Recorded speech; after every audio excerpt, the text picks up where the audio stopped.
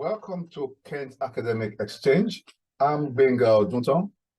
I like talking about international law, international politics, and international relations. Well, we have it. Updates. ECOWAS is ready to go to war. The D-Day is also decided. What does this all mean to us? What does it mean for those of us who believe that there's a legitimacy for action, that there is a reason to go into Niger for military enforcement, use of force if necessary? What does it mean for those who oppose this? And I must confess, there is a predominance of opposition to military use and I mean the use of force in international relations on this particular occasion, and I celebrate that. That's a good thing. That's something that I'm actually pleased to see happen. But then it's not in all situations that force is a negative thing. I think this is one of those very few exceptions, which I'm quite willing to say this is the right time to use force. But we'll come back to that. What we need to get our heads around is, what does this mean? ECOWAS making an announcement of a D-Day. What does it mean for the law? What does it mean for diplomacy? What does it mean for practice? What do we expect? So in this episode, we're going to be looking at the state of play. We're going to be looking at evidence of intransigence and digging in by the regime of Abdourahamane Tchiani. We're going to be looking at the comparative and relative military strengths of the countries that are involved in this evolving crisis. We're going to be looking at the lessons that we can pick from international law, particularly in the area of intervention for human rights and humanitarian purposes. We're going to be looking at the African state practice in this area. State practice is something which is very relevant in discussion of what is permissible in law. In that, guys, we'll be looking at previous instances where ECOWAS has acted. We'll look at the case of the Liberian War between 1989 and 1999. We'll look at the instances of the Sierra Leonean Civil War, 1997, 2002. We'll look at the case of the Guinea-Bissau War, 1998 to 1999. We will look at the risk of the spillover effects. Can this spread? Can this lead to regrettable, unforeseen circumstances, unforeseen mission creep, where we end up where we didn't start off heading for in the first place? We'll be looking at how ECOWAS and the military operations that it has done in the past has fared. And then, of course, it will be very necessary to look at sovereignty. We'll look at the prohibition of the use of force in international law. And maybe we will question the possibility of a permissible expression of the use of force by a regional body. And to enjoy all this, I would urge you to just kick your shoes off, lean back, and listen to my long-form interview. But to keep me doing this, I would love to see more of you join up to the channel. Please subscribe to this channel. It keeps me going. I am quite appreciative of the subscriptions that I've seen over the last few days and weeks. And please keep this going. Yeah, so here we are facing the statements by Abdel Fattah Musah, the ECOWAS Commissioner for Peace and Security, who in the last 3 days has come up with some pretty groundbreaking statements that no one would ever predicted at the beginning of this year that we'll be hearing from the ECOWAS. On the 19th of August 2023, after the second extraordinary meeting and the final meeting, as Abdul Fatah Musah says, on this issue before deployment. He said, and I would like to quote him, he said, we would like to go anytime. We would like to go anytime. The order is given, the order to attack, that must be. The D-Day is also decided, he said. The D-Day is decided when we will go. We are not going to disclose what that D-Day is, he says. But he did say this is the final meeting before deployment.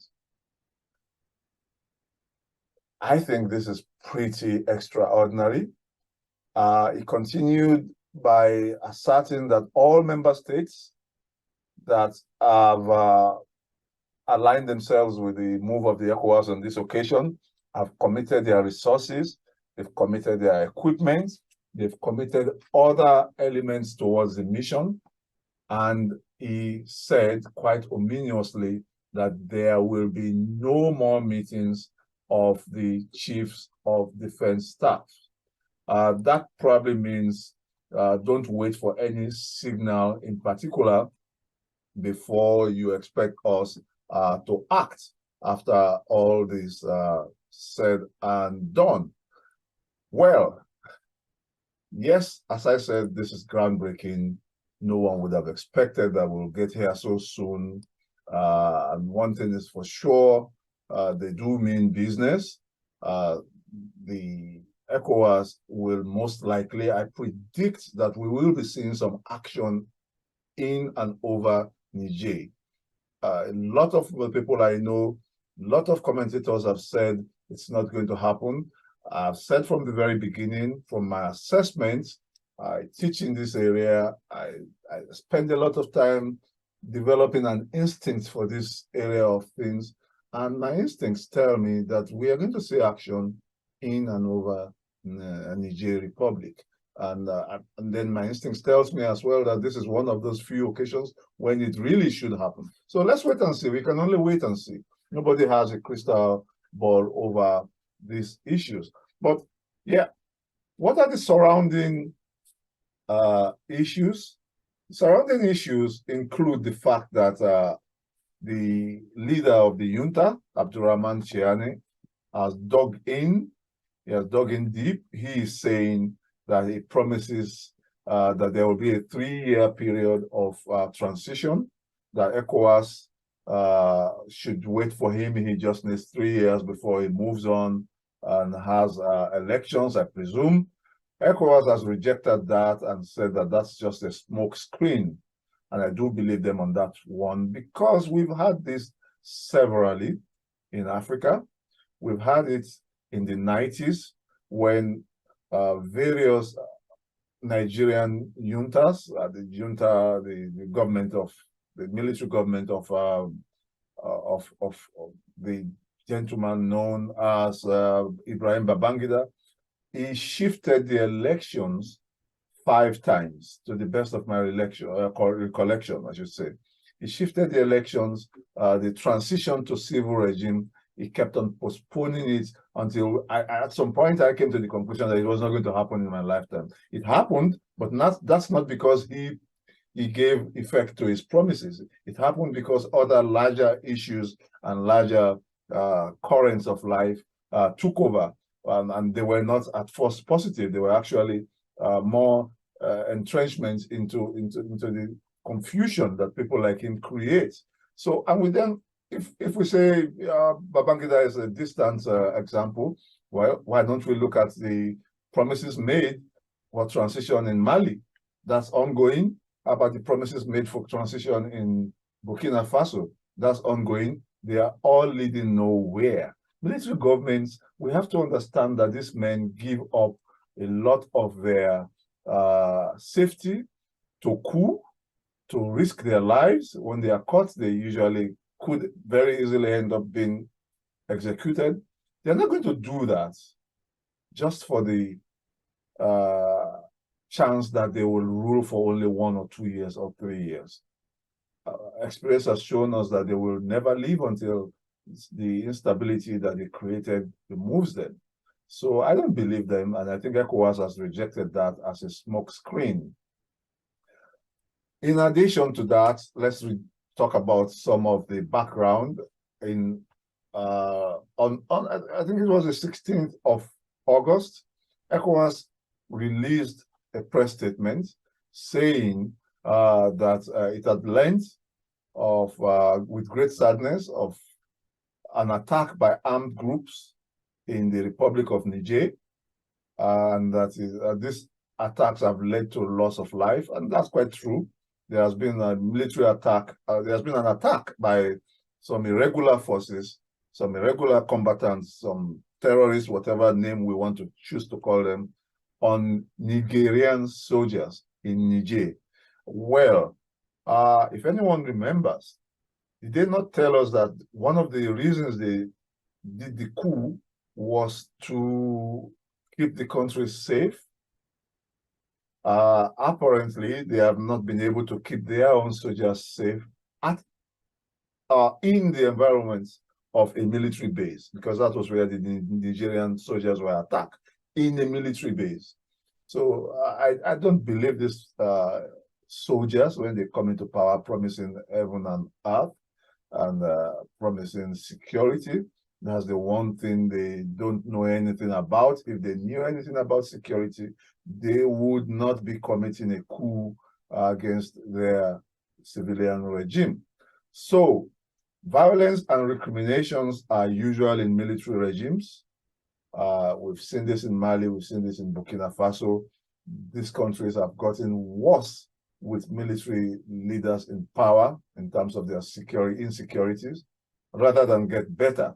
So again, another development that happened on the 14th of August was that ECOWAS also released a statement in condemnation of the development where, as part of the intransigence of Abdourahamane Tchiani, the head of the regime, he decided to bring charges against the former president, the legitimate president, I must say, of Niger.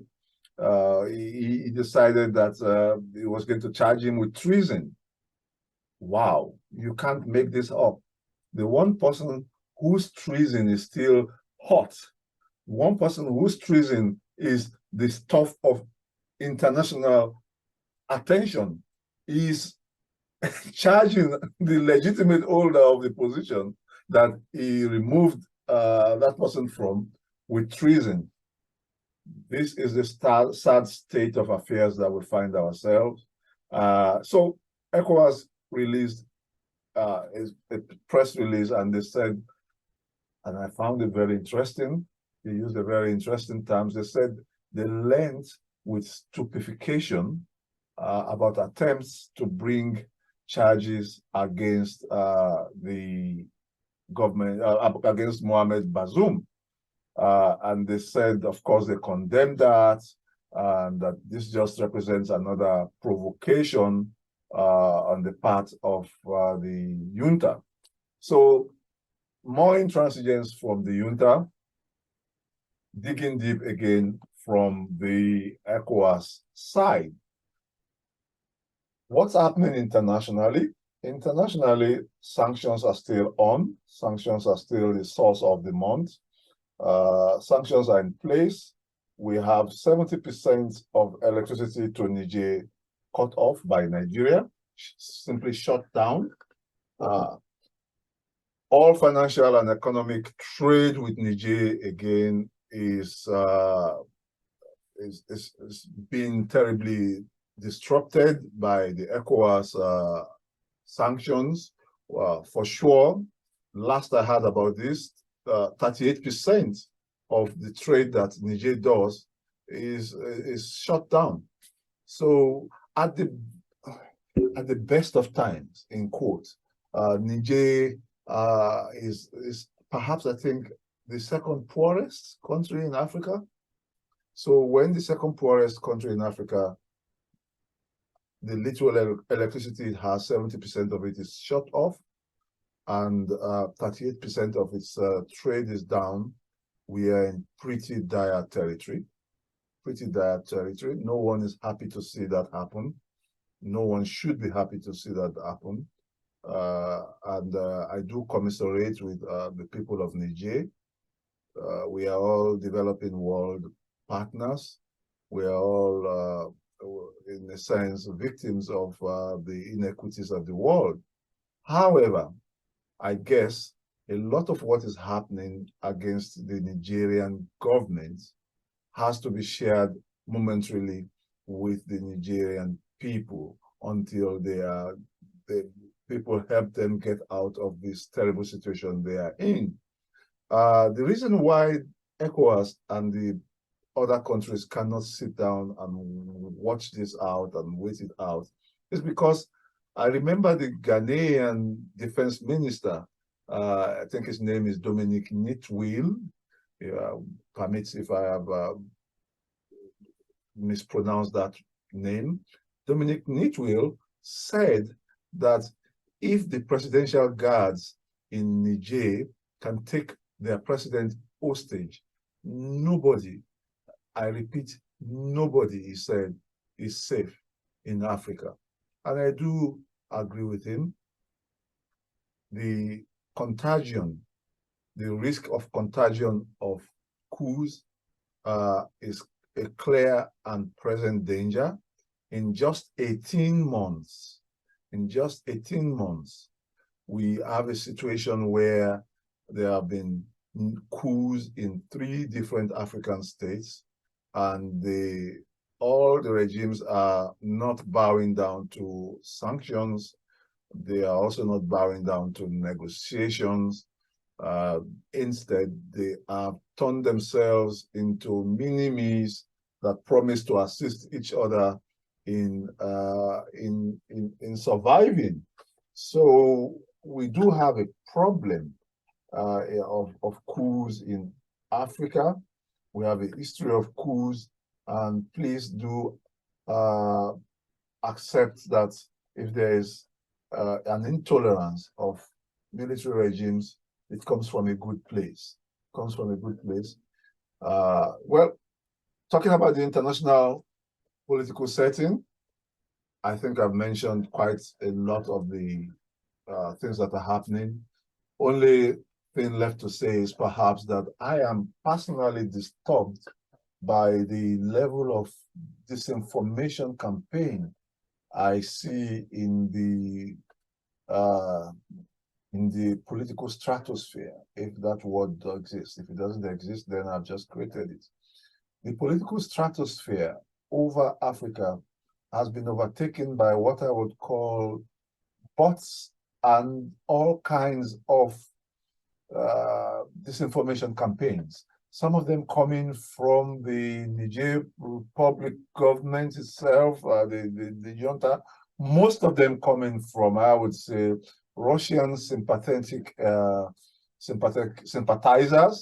And a lot of this is consumed by West African audiences without knowing that these things are actually being churned out on a scale that can only be described as industrial. The level of videos that you find on the WhatsApp, on TikTok, that amplify anti-France, anti-European views is just mind-boggling. I must confess, I would consider myself the kingpin of anti-France feelings. I consider myself a critic of Western interference, Western colonialism, and I think that this is perhaps the worst thing that has happened to Africa in the last 400 to 500 years. However, we must be able to separate that from the danger of military regimes spreading in Africa. Those are 2 different things. I personally actually do not care if France momentarily benefits from a return to civilian government, in as much as I do not like European legacy of colonialism. I don't care who benefits. All I want is a return to civilian regime in most African countries, because that's our only way of ensuring that there will be a future based on the rule of law, a future based on trade, a future based on normalcy. We've tried military regimes over the last 30, 40 years in Africa. They have simply not worked. They are part of the reason why most Africa, there is a list on maintained by UNCTAD, maintained by the OECD. It's known as the list of least developed states. A very interesting concept. So there are developed states, and then there are developing states, and then there is a last category known as least developed states. Of the 46 least developed states in the world, about 36 of them, 36 to 38 of them are African states. There's a reason for that.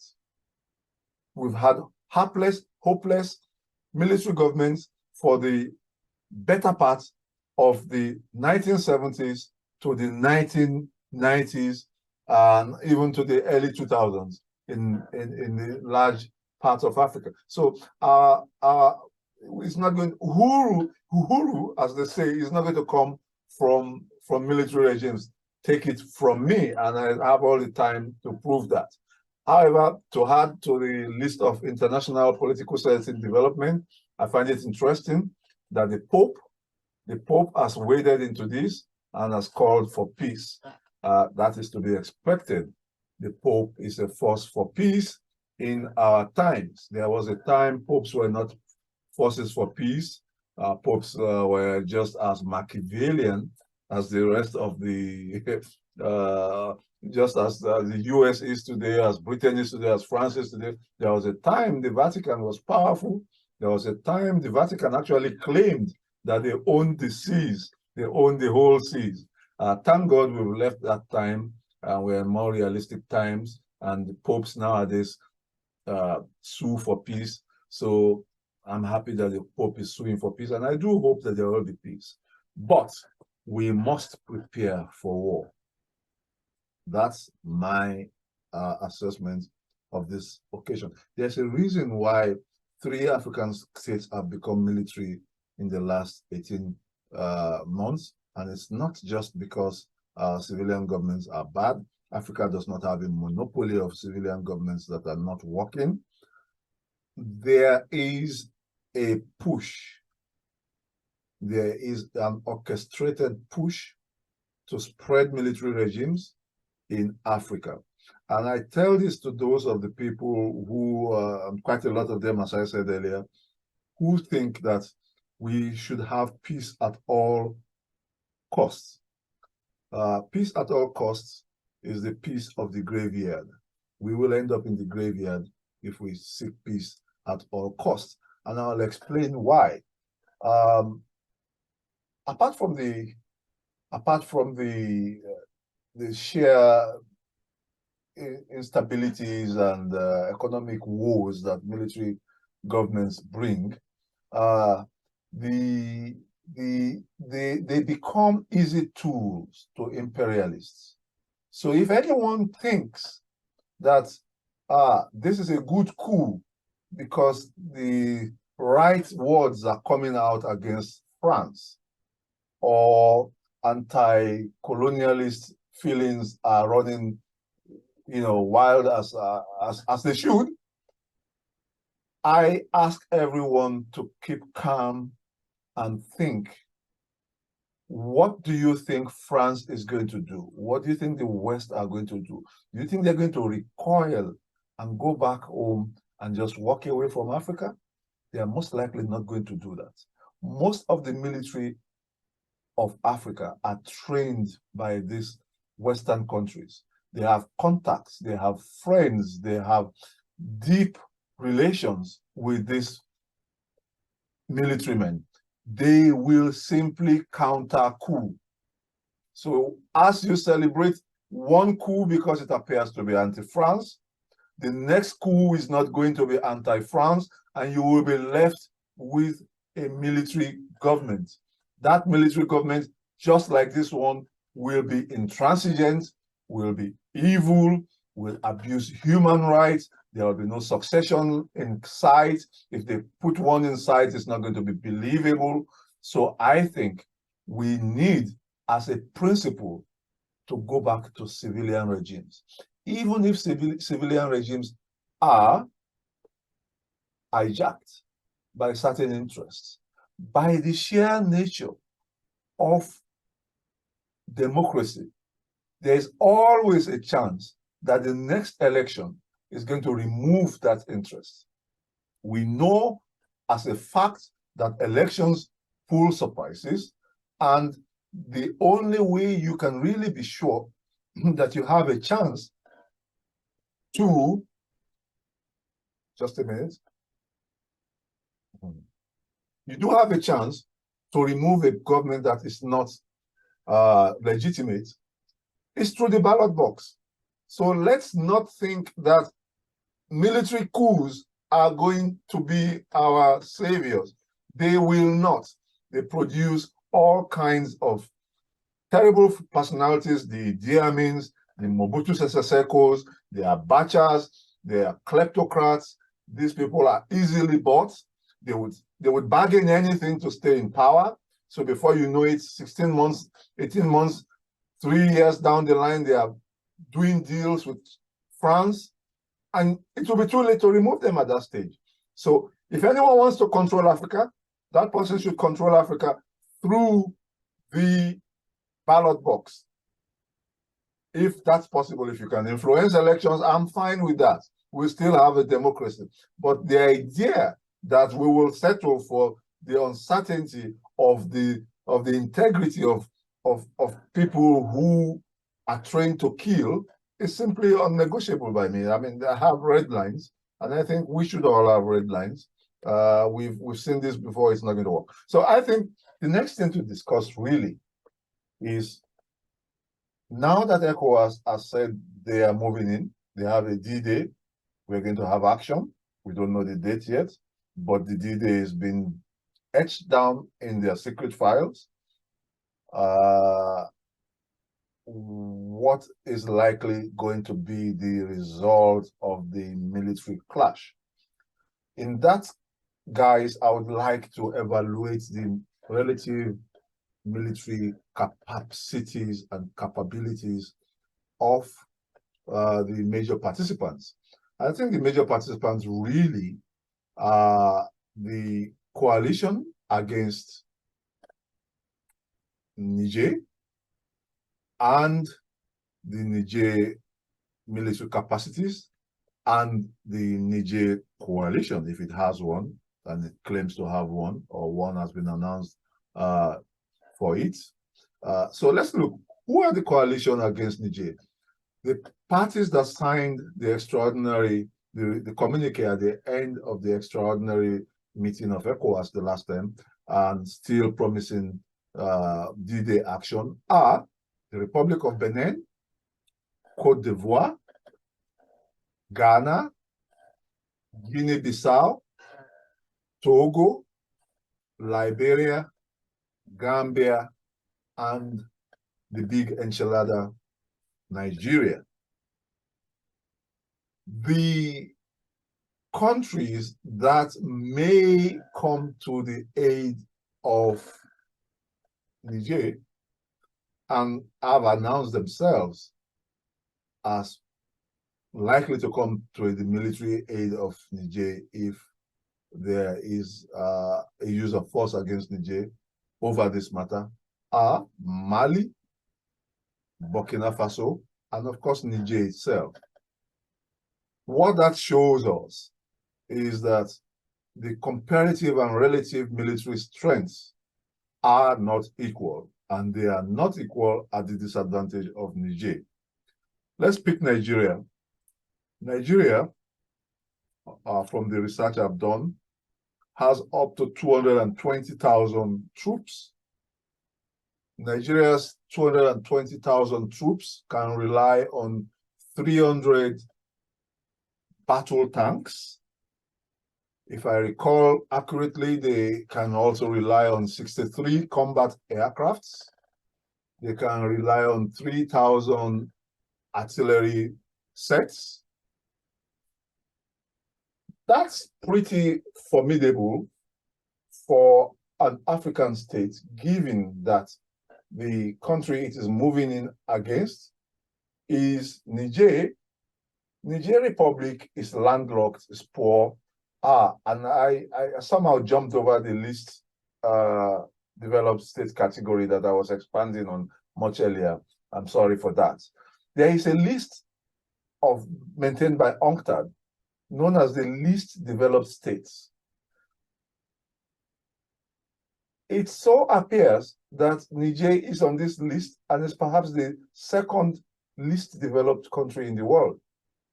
So with that, it's quite simple to see that it's not going to be doing well in combat against a country that's just sharing a 1,000-kilometer boundary with it, which is Nigeria, that has 222,000 troops. Niger has 33,000 troops, which is less than 25% of Nigeria's troop levels. Niger has about 200 light army vehicles. Niger has about 50 artillery pieces as opposed to the 3,000 artillery pieces that I talked about that Nigeria has. So if Nigeria and Niger were to go on this alone, I don't see Niger doing well. And I have had quite interesting discussions with friends who have been in the military over the decades, not even now. And I know for a fact that one of the things that neighboring countries do to each other is to simulate wars, that because most countries, by the sheer facts of international relations, fight their wars against their neighbors. The simulations of Nigeria having to fight Niger are many and are convincingly on the side of Nigeria winning such a battle. So I do recognize that on this occasion, Mali says they might be joining, Burkina Faso say they might be joining the war on the side of Niger. But what does that really mean? Mali has only 21,000 troops. It has a few helicopters, no military aircrafts. It has 5 combat aircrafts, as opposed to Nigeria's 63, and that's Nigeria alone. So if you look at the fact that Nigeria is not going to show up alone against Niger, it's going to show up with the coalition arms I talked about earlier on: Liberia, Gambia, Senegal, Ghana, Republic of Benin, and so on and so forth. It all works to the conclusion that in terms of sheer conventional military warfare, Niger stands no chance. And I say that again, paying good attention to research that I've done on this, which shows, I'll quote what the Africa Military Strength list says. There's an Africa Military Strength list that has been drawn up, and it puts at the top of the list, I think that must be South Africa, followed by 2 other states, including Algeria. Nigeria is the 4th on the list. Where is Niger? Niger is number 25. And Nigeria will be showing up in this fight along with Ghana. Ghana is number 20, which is still ahead of Niger's number 25. And we have Senegal coming in at number 30. So the top 30 is a good scheme to look at in looking at the countries that really matter. Well, Niger is in the top 30, but it's number 25. And the least of the countries that will be showing up against it includes countries that are number 30, number 20, and number 4.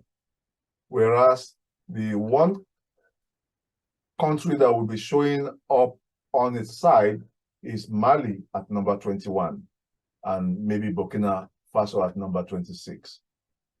On conventional conclusions about military capabilities, I have little doubt that Nigeria and its coalition against Niger will be winning this war. I'm not celebrating a war. Nobody in his sane mind will celebrate wars or advertise wars or stand for wars. But there's a reason why military action remains on the table of international relations. There will be states and there will be men, usually men, who would not behave. They would speak the language of force while at the same time trying to prevent the use of force against them. If they had remained what they are, if the gentleman who now calls himself the head of state in Niger remained what he was, the head of the presidential protection troops, and did not turn himself into the ruler of the state, if he did not apply the use of force himself, if he did not rely on the use of force, we would not be in the territory of discussing the use of force against him either. So to that extent, I think my conclusion is that there might be this war, and that this war is not going to go his way. Unfortunately, it will take some time to get him out. It will take some deaths to get him out. Most of the deaths will be on his side. There will be deaths. There will be actual human beings who are alive now, eating, drinking, sleeping, and waking up with us as I speak, who would be losing their lives if this war goes on. And that's a shame, really. It's regrettable. But protecting the future of Africa in this century is worth that sacrifice. Protecting the interests of African states, the Niger people, developing a culture of respect for the rule of law in Niger, developing a culture of respect for democratic transition. They've had a recent change from one president to the other just 3 years ago. That's something that should repeat itself again and again and again for the country to have a chance in this century of progressing, of not remaining in that special terrible list I call the list of least developed states. It needs to leave that list. It needs to leave that short list of underdevelopment and move, as some countries have done. Some countries have moved from the least developed states category and moved to developing. Some countries have moved from developing states to developed, like China. And some would even still say is a developing state, but I think that doesn't make sense. So China has cities made of skyscrapers that have not even been moved into by a single human being. That's not a developing state. China is a developed state. So states are in constant flux of development, and that development is not going to happen with Niger and 5 African states drawing us back into a past that has not worked. What I would like to discuss over the next few minutes before I move to the next promised issue is, how did we arrive here? How did we arrive at the possibility of some independent states moving in to enforce what I would call democracy? Where did this right to use force in maintaining human rights and humanitarian rights come from? Where does ECOWAS derive its legal and political authority in acting here? Well, that brings us to a discussion about the emerging right to democracy, brings us to a discussion about the changing realities of international relations, the fact that we have moved from a world of sovereignties being Westphalian, being total, to a world, a post-Cold War era. There was the Cold War era where you couldn't get things like this done through the use of law. And then there's the post-Cold War era where there has been a normative development, making it possible for states to use human rights and humanitarian rights, particularly, as a basis to infringe upon the sovereignty of an independent state, and to bring that independent state to a realization that it has to move back towards democracy. That is a development that has taken place over the last few decades. And there are ample examples of this being done. There's Somalia, there's Rwanda, there is Bosnia, there is the Kosovo invasion of 1999, where NATO decided, the North Atlantic Treaty Organization decided to go to war in Kosovo. These all come together to create what I would call state practice,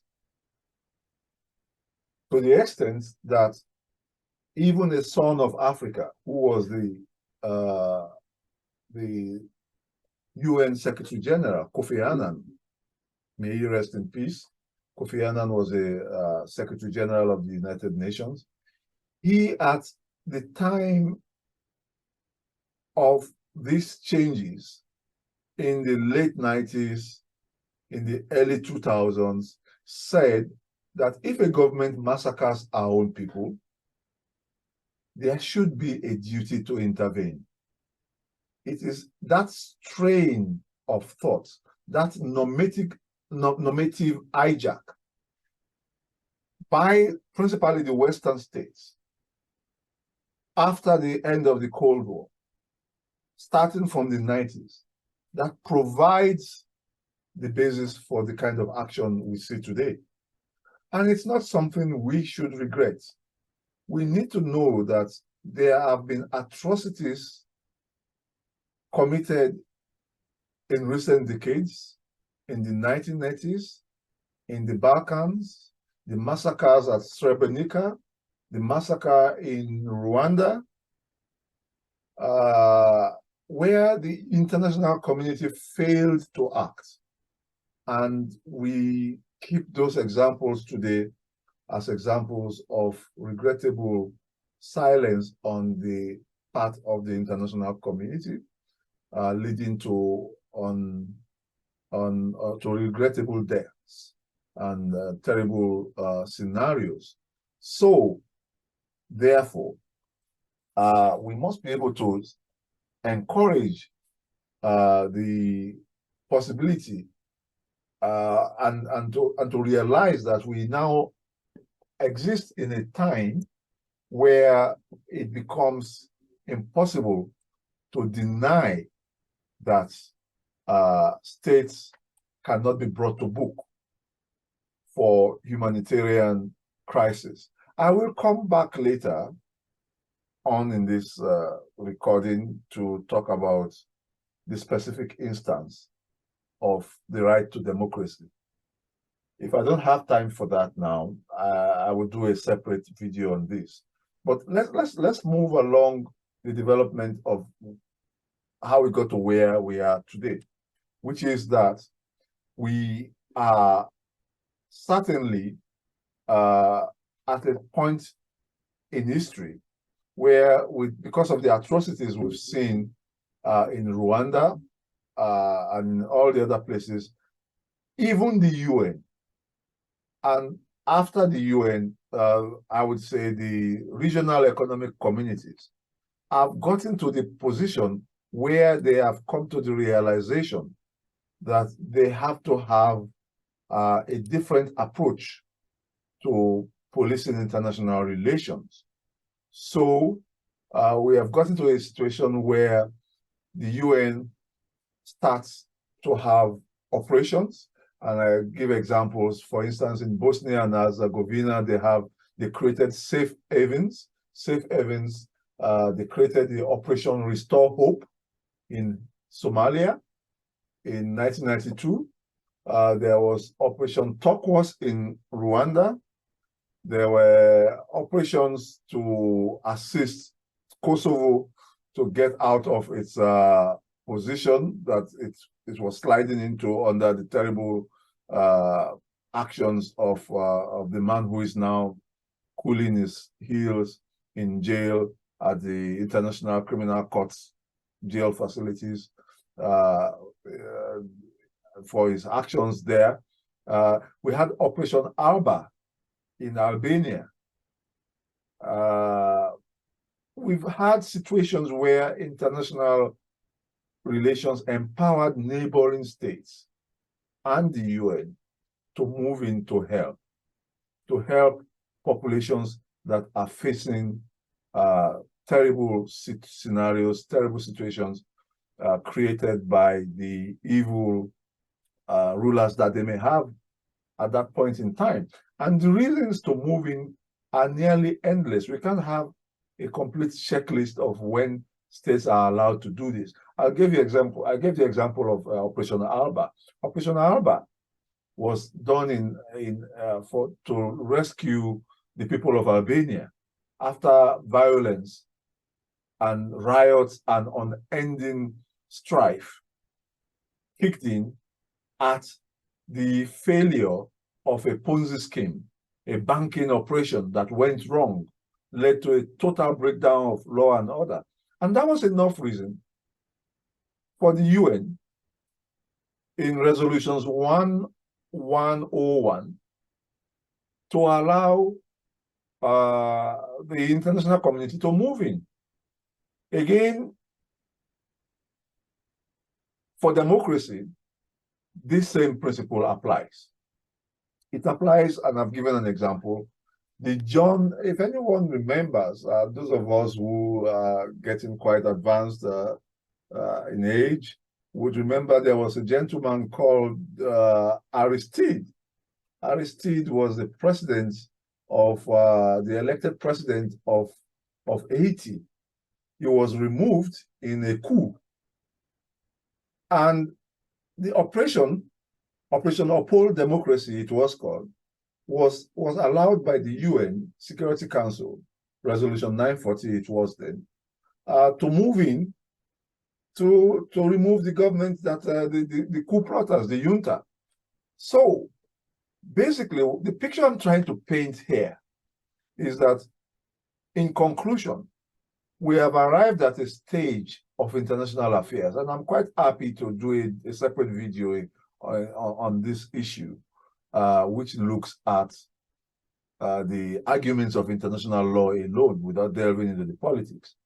I think we've come to a stage where we can conclude that we cannot allow states to run riots over their own population. We cannot allow state capture by irregular forces who would come in knowing fully well that international relations, international law will be powerless. We have moved to a situation whereby there is an international rule of law, a rules-based order which allows intervention. And that rules-based order is not based on the UN Charter alone. It is based on the sources of international law. It is based on state practice. State practice, according to Article 38 of the Statute of the International Court of Justice, has been used as a scheme to understand how the sources of international law works.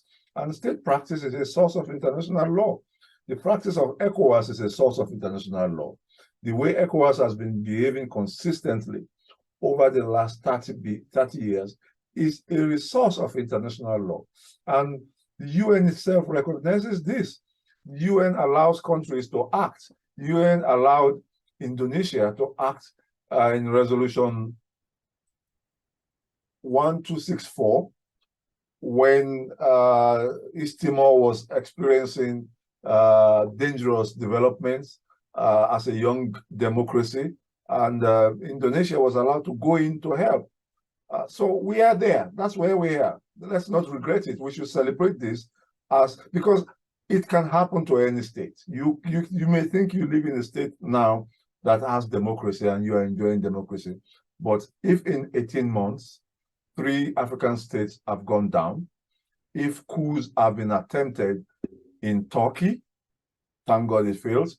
If coups have been attempted in Germany, in the last 6 months, there was an attempted coup in Germany. No matter how ridiculous the prospects of its success was, it was an attempt.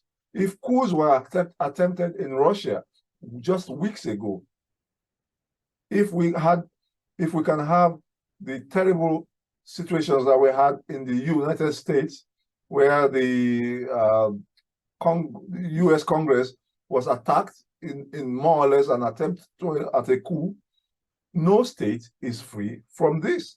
This is the reason why an international rule against the development is to be welcomed rather than to be mourned. What are the conclusions and what are the advice that what advice can I have for those states that are acting now? I think we must understand that use of force is something which we have to be careful about. We have to understand that even though it has been used in the past, it has not always been successful. We have to understand that you must be careful of mission creep. You also must be careful of the laws of unintended consequences. That's just a fact. So I think ECOWAS needs to problematize and think ahead of what it really wants to achieve. Threatening to use force should not be an end in itself. It should be a means to an end. So we must hold the feet of the ECOWAS planners to the fire of making sure that they do understand the kind of political process they want to create in Niger if they succeed. If they don't have a plan, it will lead to tears. We've seen this happen in Afghanistan in terms of the US invasion and stay in Afghanistan for 20 years, a transition from Taliban to the US and then back to Taliban, not worth anyone's while. So this is one of the reasons why ECOWAS needs to be quite disciplined about their plans and actions. The ECOWAS tradition has been mixed in terms of its success and failures. In Liberia, for instance, it's largely seen as successful, but that's success coming after a lot of mistakes. I don't think anyone can say that the ECOWAS interventions in Liberia, in Ivory Coast, in the other places where it has gone, is free from criticism. So in Liberia, for instance, the roadmap was a ceasefire. They asked for a ceasefire. They also asked for ECOMOG. ECOMOG was the ECOWAS military group that performed peacekeeping and peacemaking operations in Liberia. ECOMOG asked for a ceasefire, and ECOMOG also said it was also a peacemaking body, and it set up eventually an interim government and then prepare the grounds for elections.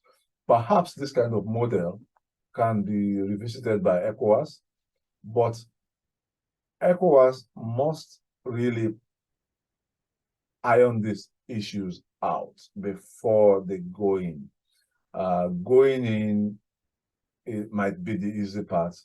Winning the battle might be the easy part, but winning the war, and when I say the war, I don't even mean the military conflict. I mean the entire purpose will be defeated if a proper political plan is not drawn up. And that proper political plan may not necessarily include a return to the 26th of July. Was it? Yeah, I think it's July when the coup happened. It may be too late to return to that date and to return everything to that template. So exactly what future, what kind of workable compromises can be brought into existence? Again, like I said, ECOWAS needs to be aware that it cannot adopt a winner-takes-it-all solution. Winner-takes-it-all solutions never end well.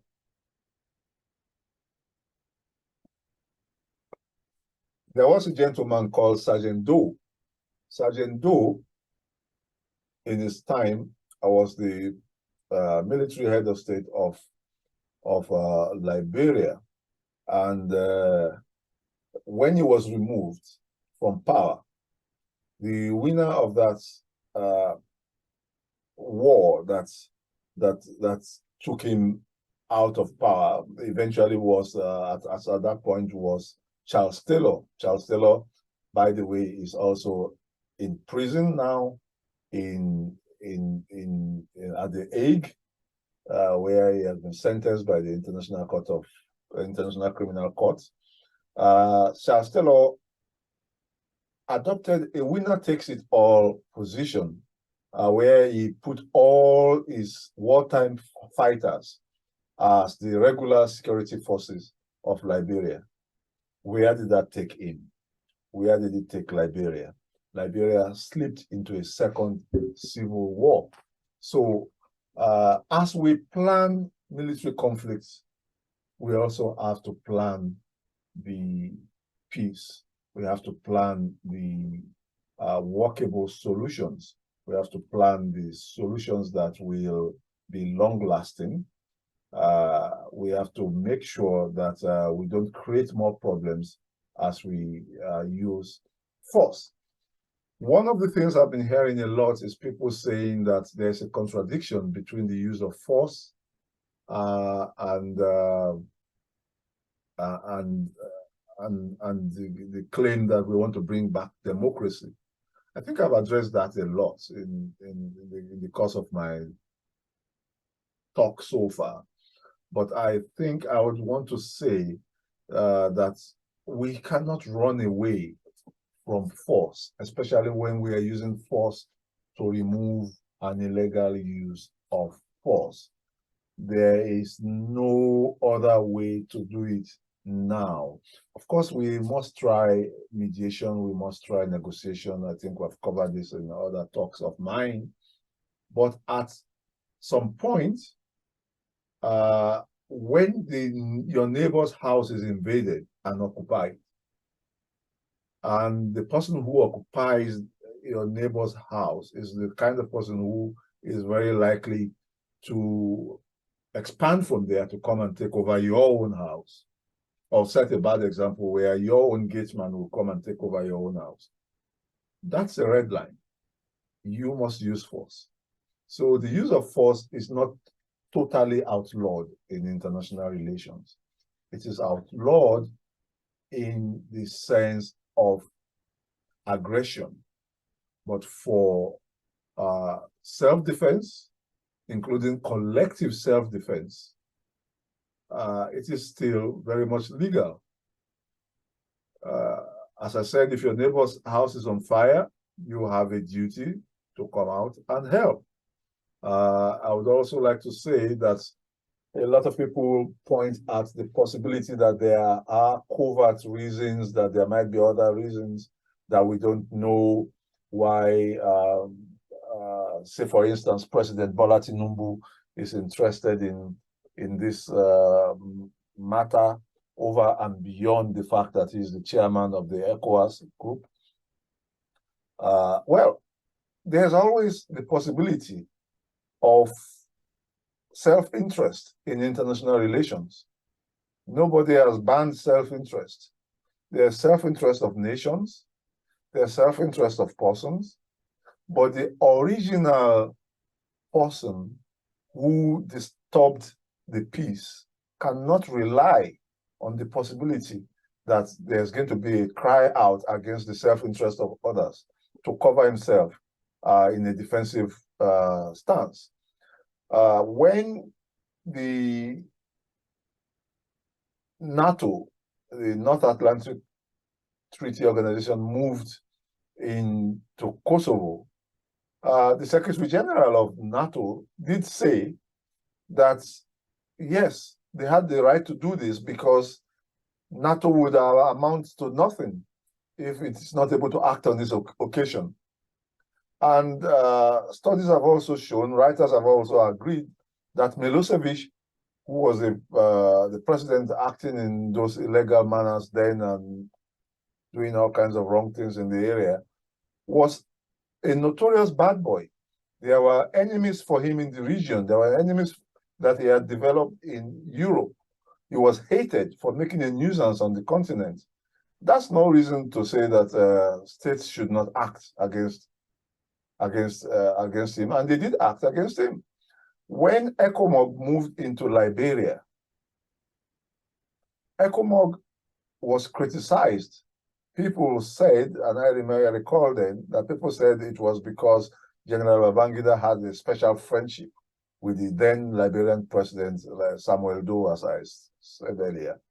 They said the personal conflict is the reason why the coup, the whole fight back was taking place. Whether it's that or not, we had a situation where the ECOWAS did move in and was part of the solution till the last day, even though there was a second, as I said, a second civil war, unfortunately. If you read people like Adebayo is a writer in political science, he claimed that it was not just about the so-called friendship between Babangida and the Samuel Doe, that actually Nigeria's leadership aspirations in Africa was enough as a desire of Babangida to have moved in. And the fact that Babangida had a right to make an indelible mark on Nigeria's and West Africa's history. So yes, there's always the reason for statesmen to act. In Sierra Leone, ECOWAS has moved into Sierra Leone in the past. General Abacha, a military man himself, moved in to enforce democracy and to restore normalcy in Sierra Leone. General Abacha was a military man. He did this. Some said he did it because he himself was looking for what one may call recognition, because his military regime had been suffering from international isolation. Whether that's true or not, we have a situation where states act. There are games that nations play, and they include acting for their self-interest. That's not totally unheard of. In the end, when NATO did go to war in Kosovo, they achieved their aims, and their aims are the reason why we have Kosovo as a country today, why we have peace in that part of the world, even as there are criticisms, stringent, real criticisms of that use of force on that occasion again, just like we are going to see possibly with ECOWAS, without the contribution of without the contribution of the United Nations. NATO was able to achieve what it did in Kosovo. I think it would be unwise to finish this without looking at how Africa has been dealing with this in the past, especially how the ECOWAS has been dealing with these situations in the past. What is West African state practice? West African state practice in this area has been largely led by ECOWAS, and ECOWAS is generally known as the most advanced mechanism in Africa in this area. ECOWAS is seasoned, has been used severally in this area over the last many years. ECOWAS moved into Liberia. Let's start with Liberia. Liberia had two civil wars, 1989 to 1996, and I think again 1999 to 2003. Liberia shows us the limitations and the strengths of this West African state practice, ECOWAS state practice. 8 months after Charles Taylor started this rebellion in Liberia, ECOWAS took a decision to deal with the matter, and they had to take that decision. It was foisted on them by the sheer number of refugees that moved into the West African sub-region. 450,000 refugees moved about and around. A lot of them, I would say the bulk of them, went to other poor countries like Ivory Coast, Nigeria. Anyone who grew up in Nigeria in the 80s would remember the sudden influx of Liberians who had to be housed by the Nigerian government in Nigeria. The refugee flows are part of international relations. So the spillover effect was such that ECOWAS could not overlook it. And in fact, before ECOWAS and during ECOWAS's intervention, it spread. It moved, the war moved, and elements and parts of the war moved into Sierra Leone, and then it moved into Guinea-Bissau. So whether you move into Niger now or not, it doesn't mean the war will not spread. Military governments are inherently unstable. They obey certain masters that we don't know. They have agendas that we cannot project fully. And most of the time in Africa, their agenda always involves in transboundary brigandage, transboundary tensions. They always involve transboundary nuisance. So the military regime in Niger would, at some point, start becoming a transboundary danger to other states. And like I said, ECOWAS moved in with merit, with a high level of criticism into Liberia.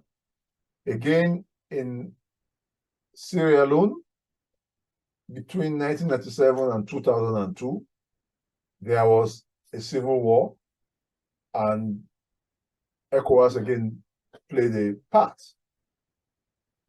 There was a certain president or ruler of Sierra Leone known as Tejan Kaba. Tejan Kaba was toppled from power by a military coup led by a certain Paul Koroma, as he then was. Paul Koroma established an armed forces ruling council when he removed Tejan Koba and he created the mess that they had, which ECOWAS had to send in the ECOMOG, which was used in Liberia, led again by Nigeria. ECOMOG engaged the so-called AFRC and RUF fighters of Sierra Leone, and was able to reinstate Kaba, Tejan Kaba. So when people say that don't act now, they are not taking into recognition the successes that have happened in the past through ECOWAS and ECOMOG on those occasions. Kaba was reinstated to power in 1998. ECOMOG was supported by a band of countries led by Nigeria, and they did it in 5 years. Hopefully, this is not going to take up to 5 years, and there have been successes that are less than 5 years. The intervention in Gambia was just 1 year. There is no textbook resolution of military conflicts, but you get the job done. You get the job done, and it was done in Sierra Leone. Again, let's look at what happened in Guinea-Bissau. Guinea-Bissau is another example. Between 1998 and 1999, there was an internal crisis in Guinea-Bissau, which led to a struggle for power between their president then, his name was Mano. President Mano Vieira was removed by his protector, just as we have had in Niger, someone who is a presidential guard, someone who is supposed to be the head of the armed forces, who jumped in to remove Vieira and cited all kinds of spurious justification, just as the people in Nigeria are doing now, including the fact that the economy was bad. The economy being bad is always the first port of call of any military junta. And this is also the reason why there's always a huge initial support for them, if we use that term very carefully. The support for them, in many cases, is orchestrated, rent a crowd happens. And then there's just general, lack of understanding among the populace sometimes. So finding a reason to give is the least problem of a military government. It took time, but the ECOWAS moved in. On that occasion, Nigeria actually did not even participate.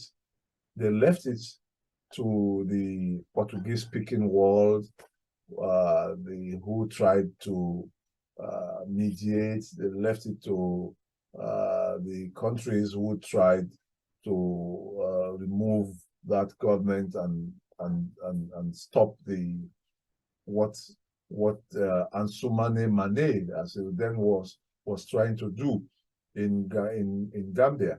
And they succeeded up to a point, but eventually, principally because Nigeria was not involved in that arrangement, unfortunately, the military man won. He removed his civilian boss, and that was the end of the chapter in Guinea-Bissau, as at 1999. Côte d'Ivoire between 2002 and 2004 is also another example of where ECOWAS acted. Côte d'Ivoire was relatively a peaceful state. Côte d'Ivoire was relatively a prosperous, if slightly turbulent West African state. And unfortunately, due to a mishmash of issues, mishmash of factors, it also suffered a period of conflict coming out of the succession problems after the death of the patriarch of Cote d'Ivoire, known as Houphouët-Boigny. I hope I got the pronunciation correctly. Houphouët-Boigny was the father of the nation. His death created a power vacuum. And after 1993, when he died, the military engaged in a coup. That plus the stringent, if mad, conditions created by the military coup, excluding government, claiming that some contestants in the democratic process could not just be. We had a similar thing in Nigeria in the 80s when the General Ibrahim Babangida decided that there was going to be a list. He actually drew up a list, a published list of people who are not allowed to go into politics. So it was over such things that, because of the disenfranchisement that meant for the political class, the fact that issues of mixed parentage, immigrant parentage was being used against the political class. They had this right old mess in Cote d'Ivoire between 2002 and 2004. Again, ECOWAS moved in. Again, not all countries joined. This is another point I must make. Most countries in ECOWAS always join, but not all countries join when ECOWAS goes in to enforce peace or even to make peace. There's always dissent. There will always be countries that say they are not coming along. In the past, it used to be the French-speaking countries that would say they are not coming along with Nigeria. Interestingly, sometimes because we suspect France told them not to, we now live in a world where there's a suspicion that France is going to benefit from this particular intervention. It doesn't really matter. What matters is that Africa and West Africa continues to strive to return itself to normalcy. And they have done so quite well on several occasions. And Nigeria sometimes shows up. Nigeria did not show up in Guinea-Bissau. Nigeria did not show up in the Cote d'Ivoire example I'm just talking about now. But eventually, some form of order is returned to those states. I would like to conclude here by saying that ECOWAS needs to be careful, explore all options of negotiation, explore all mediation, use of good offices, but be ready to go and use force. I'm quite happy. I think I'm quite an outlier here. I would say it's not a popular conclusion, but I'm quite happy to meet and to make that conclusion that the use of force may be necessary on this occasion.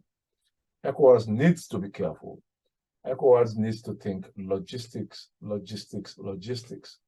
Writers on the use of force by ECOWAS in the past 20, 30 years have come to the conclusion that logistics is the Achilles heels of ECOWAS intervention. Logistics, logistics, logistics. In a sense, the fact that ECOWAS has not started the military operations now might be a good thing, because hopefully, if they have to use force, they would get their logistics right. Poor logistics prolonged the mission in Liberia. Poor logistics affected both civil war efforts in Liberia. Poor logistics affected the work of ECOWAS in all their interventions that I've mentioned so far.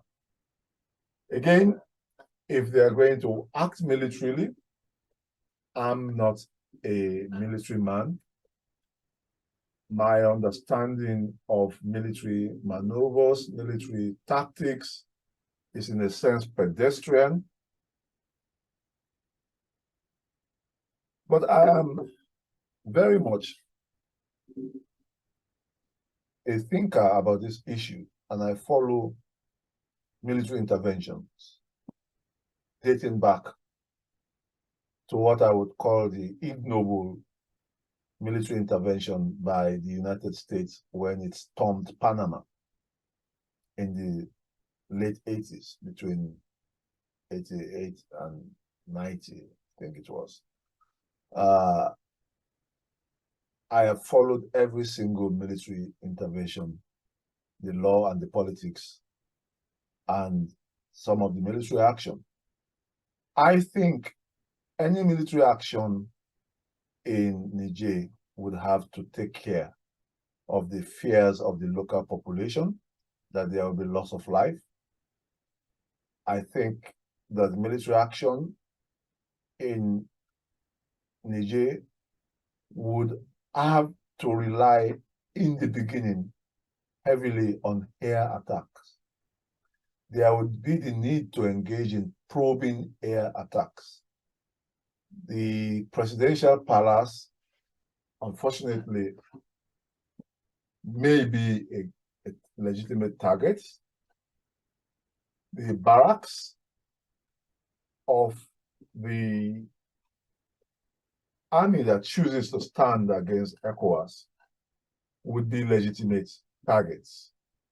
I think that any military man who is watching the tea leaves now and still remains loyal to an illegal military government will unfortunately have to face the music.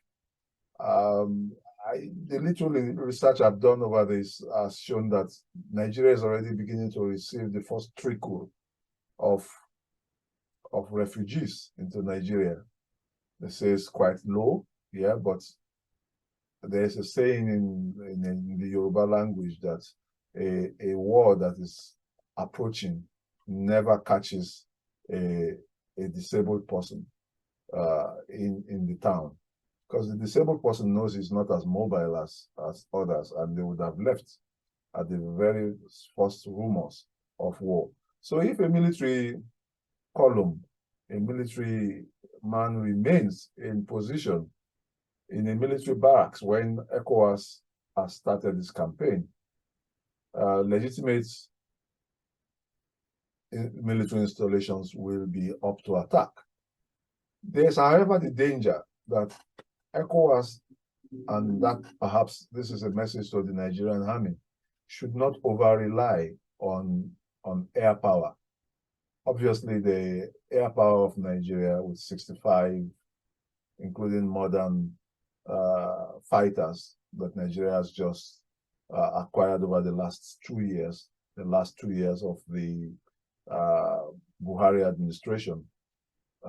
Nigeria must not over-rely on air power. The problem with air power is that when you use it, it can be devastating on military infrastructure, but it leaves the military on the ground in a position to do all kinds of retribution killings and attacks on those that they suspect of sabotage, colluding with the enemy, whatever it is. The chaos on the ground can still be formidable. So if you're going to use air power, make sure you also are able to go in quickly. Otherwise, there will be all kinds of unimaginable evil work done. As I said, this was the case with the Serbian forces when air power was overwhelmingly relied on by the US over Kosovo. The other thing is that if you use air power, you must make sure that you get it right. If there is a high casualty rate of what is usually called collateral consequences or collateral damage, that is going to create a lot of disaffection for the liberators, for ECOWAS. And so therefore, there must be a careful use of air power. The other thing is that political solutions, I can't repeat that enough. Political solutions must always be in sight. You must always have an off-ramp. Oh, sorry, permit my wrong expression there. There must always be an off-ramp for the government in Niamey. There should be an off-ramp for them now. There should be an off-ramp for them at all points in time to minimize the intransigence that they may exhibit, and to make sure that they might go the way of peace. Again, as someone who essentially is a lawyer, I would advise that there should be enough attention to post-conflict solutions. What do we mean by post-conflict solutions? Post-conflict solutions show that the war is not the end in itself. It's a means to an end. Once we have the government in Niamey removed, we have to make it all worth the while. And how do you make it worth the while? You make it worth the while by reducing food insecurity in Niger. Niger is a poor country. A lot of the problems it's having, that even the so-called military regime of Tchiani is relying on as excuse for coming into power, include scarcity of food, scarcity of economic resources and financial resources, scarcity of loans, resource control, and fair trade problems. These issues need and must be handled in post-conflict scenarios. Again, it's impossible to overemphasize the need for reduction of France's influence over African states. One thing that has become clear over the last few years, and I'm quite surprised that just in the last few years it became mainstream. A lot of us have been saying this for decades now. The French form of colonialism and the neo-colonialism that it has perpetrated has been particularly debilitating on African states. So France needs to be cut to size in Africa. That's something we cannot run away from. The imperialist presence of colonial powers generally in Africa needs to be cut to size. The perennial preaching to African states, rather than being genuine development partners, needs to be reversed. A situation where the uranium that France takes out of Niger is taken out under unfair terms needs to be reversed. I would recommend a particular video that you might find on YouTube. It's called A River of Kickbacks. A River of Kickbacks. Search for it. You will find, even though it's a bit of a spoof, but the issues are real. The suspicion is that of the profit that comes from uranium, 95% of it goes to France. Only about 5% goes to Niger. We might be exaggerating this a bit, but largely it is true. Niger is poor, yet it has some of the world's most desirable minerals and must be removed from its situation of poverty. If it is not removed from that situation, if we do not think of these post-conflict solutions, We'll be here again in 10 years' time. We'll be here again in 15 years' time. Africa needs to develop.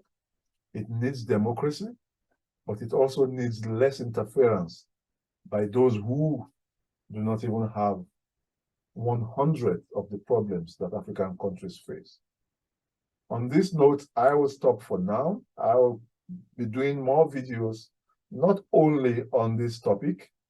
I suspect I'll be doing a video shortly on the space aspirations of Russia and how this has just ended in a disappointing crashing onto the moon, and what this means for Russian space participation. I wish Russia well. Most of the developments we've seen in positive jurisprudence of space law comes from Russia and the former Soviet Union. They set a template which is enviable, and that template is not just in legal and political terms, but in scientific terms. So it's, in a sense, it's quite regrettable that this crash has taken place. But we can seize the opportunity of this crash on the moon by the Russian spacecraft to also look at the question of space weapons, the use of space weapons by states, and how space has become increasingly militarized and weaponized. What does this mean for the law? And what does international law say about this development? Thanks for listening. Do subscribe. It's always a pleasure for me to do this. I'll do it for no pay. I'm doing it for no pay. Thanks very much for listening.